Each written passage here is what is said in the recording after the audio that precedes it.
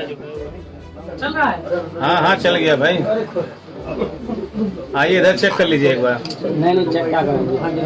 भैया को सर आ रहा है। ठीक है, आप कुर्सी के भी ले लीजिए, कुर्सी खड़े थे आप।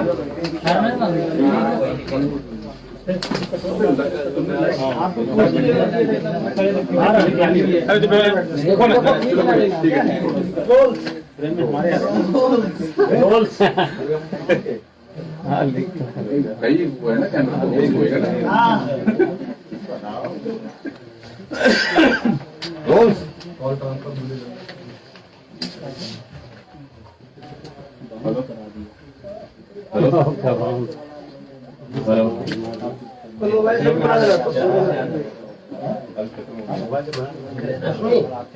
ठीक है 10 सेकंड हो मिल गया आपको? हाँ सर। हाँ इंजस्ट कर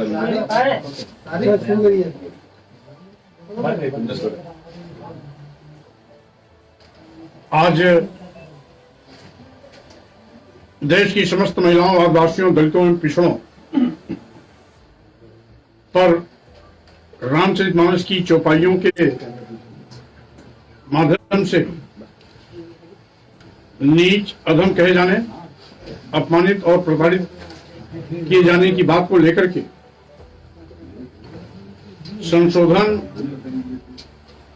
या प्रतिबंधित करने की मांग के क्रम में मैंने चिर प्रतीक्षित पत्र देश के राष्ट्रपति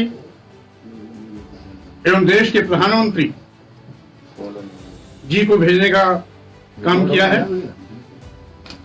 और हमें पूरा भरोसा है कि माननीय राष्ट्रपति जी और माननीय प्रधानमंत्री जी इस पूरे प्रकरण की गंभीरता को संज्ञान में लेते हुए देश के समस्त आदिवासियों दलितों पिछड़ों एवं महिलाओं के सम्मान की बात को सुनिश्चित कराने का प्रयास करेंगे। आज तथाकथित बुद्धिजीवी तथाकथित महिलाओं आदिवासियों दलितों और पिछड़ों पर जो जनजातीय अत्याचार करने के पक्षधर मेरी मांग को तोड़ मरोड़ करके प्रस्तुत करने का प्रयास करते हैं। हमने तो रामचरितमानस की चौपाइयों के उन आपत्तिजनक अंश को हटाने की बात किया, लेकिन मैंने देखा बहुत से तथाकथित बुद्धिजीवी और इन पर गाली गलौज अपमानित करने का अपना जन्मसिद्ध अधिकार समझने वाले लोग इसको आराध्य श्री राम से जोड़ते हैं, धर्म से जोड़ते हैं, रामचरितमानस से जोड़ते हैं, जबकि इस पर मैंने न कभी टिप्पणी किया और न इस पर टिप्पणी करने का प्रबंधन हूं। मैं तो मात्र कुछ चौपाइयों के अंश जिससे 97% आबादी वाले आदिवासी दलित पिछड़े एवं महिलाएं प्रभावित होती हैं, उनकी भावनाएं आहत होती हैं, धर्म के आड़ पर उनको अपमानित होना पड़ता है, हर सामाजिक और धार्मिक अवसरों पर उन्हें नीच होने की त्रासदी झेलनी पड़ती है। इसकी पूरी व्याख्या करते हुए मैंने माननीय प्रधानमंत्री जी और माननीय राष्ट्रपति जी को पत्र भेजा है। यहां तक कि पिछड़ी जाति पैदा होने और नीच कहलाने का जो अपमान झेलने का दंश माननीय प्रधानमंत्री जी झेला है, उसका भी हवाला मैंने दिया है कि ये संयोग है कि 2014 में आपके साथ भी इस प्रकार की अपमानजनक टिप्पणी की गई थी, जिसका जिक्र आपने नहीं किया था। इत्तेफाक से आप देश के आज प्रधानमंत्री हैं, इसलिए बहैसियत प्रधानमंत्री के रूप में आप इस समस्या का हल हमेशा हमेशा के लिए करने का कष्ट करें, जिससे कि भविष्य में इस प्रकार के विवाद और बहस होने की नौबत न आए। धर्म और सामाजिक प्लेटफॉर्म पर महिलाओं, आदिवासियों, दलितों और पिछड़ों के साथ सौतेला व्यवहार न हो। उनको अपमानजनक परिस्थिति से गुजरना न पड़े, नीच अधम कहे जाने जैसे शब्दों से बचाया जा सके, प्रताड़ित करने का संदेश देने से उनको मुक्ति मिल सके। इसी आशय का पत्र हमने अपने देश के दोनों शीर्ष नेताओं को, महामहिम राष्ट्रपति जी और माननीय प्रधानमंत्री जी को भेजा है और उसकी प्रति आपके सामने मैं प्रस्तुत कर रहा हूं, जिसकी प्रति इसकी प्रति आप सभी को भी उपलब्ध हो जाएगी और उसमें जो भी विस्तार से प्रस्तुत किया गया है उसका आप स्वयं अवलोकन भी करेंगे और अपने तौर तरीके से उसको देश और दुनिया के सामने अपने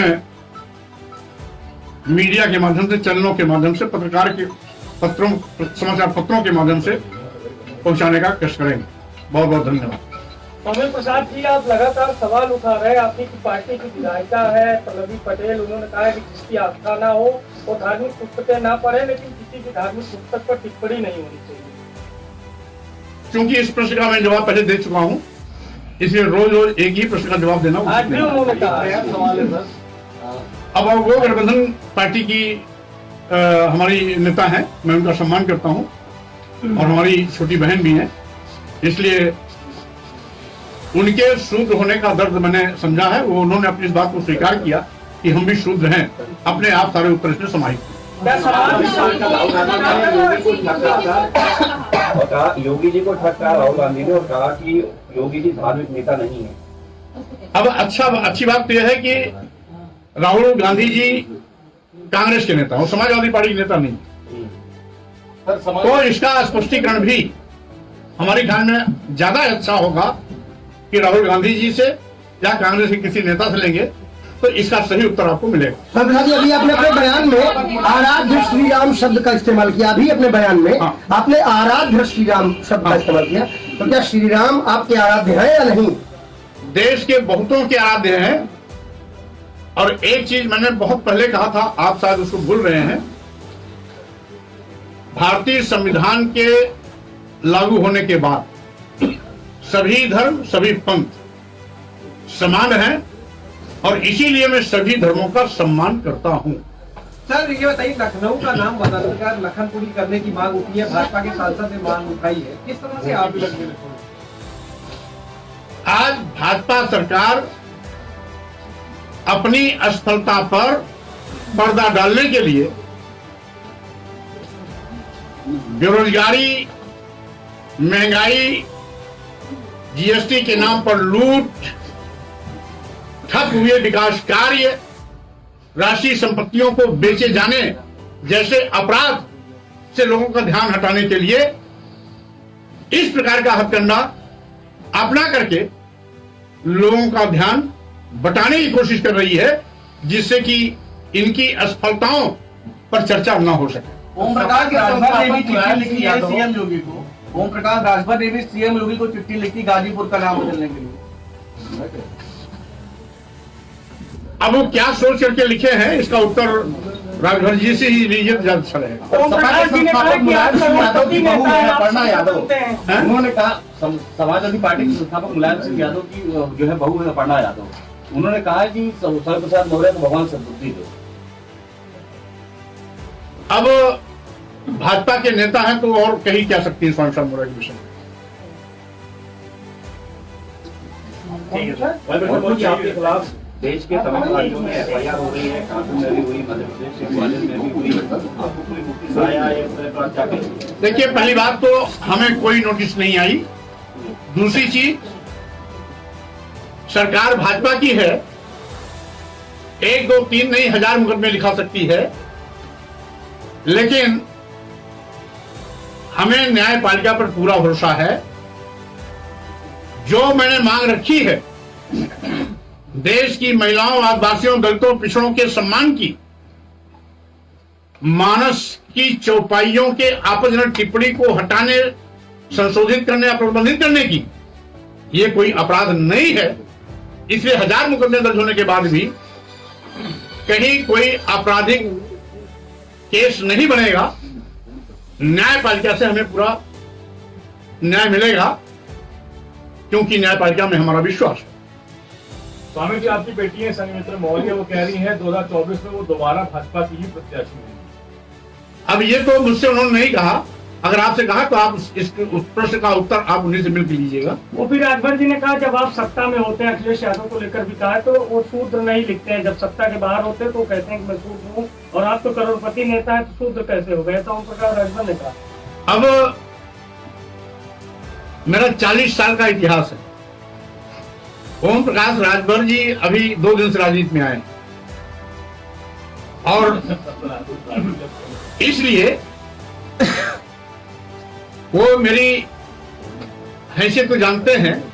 मैं 1200 वर्ग फीट के एलडीए के घर में रहता हूं और अगर 1200 वर्ग फीट में इतना मालो माल होता, 6 बार मंत्री होने और 3 बार नेता विरोधी दल होने के बावजूद भी मैं 1200 वर्ग फीट के मकान में नहीं रहता। ठीक है सर, थैंक यू।